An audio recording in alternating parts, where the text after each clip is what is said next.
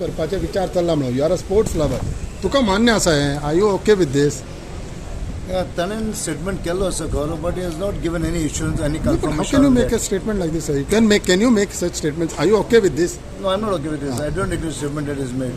But एक सांग सुद्धा काल आमचे असेंब्लीन आमचे इनिशियली आमचे मेंबर आमचे सोकॉल ऑपोजिशनान तांच्यांनी उल्लेख केलो की आमची असेंब्ली 10 दिसांक जाय. पूण म्हाका दिसता 10 दीस असेंब्ली जाय ते बरोबर, पूण ड्यू पॅन्डेमीक आमचे ऑनरेबल चेअरमन हांवें सांगलें इज नॉट पॉसिबल. पूण हांच्यांनी ऑफिसान उलोवन दोन गेले, टिका मारली, केले आपले व्यक्त तांचेर मांडले. पूण मागीर रिप्लाय तर आसपाक जाय न्हू. असेंब्ली काल एकाक सोंपली.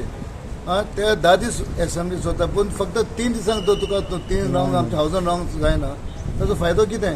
The elected representative have to be responsible, and you have to wait for the replies of the honorable ministers to know whether what they mentioned, they give a clarification. Nothing of this has happened. So this is what, it's important that each member or each minister or MLA, when they put question, when they talk, yes, they all speak with people's views, but they have to wait for the reply also from the minister, no?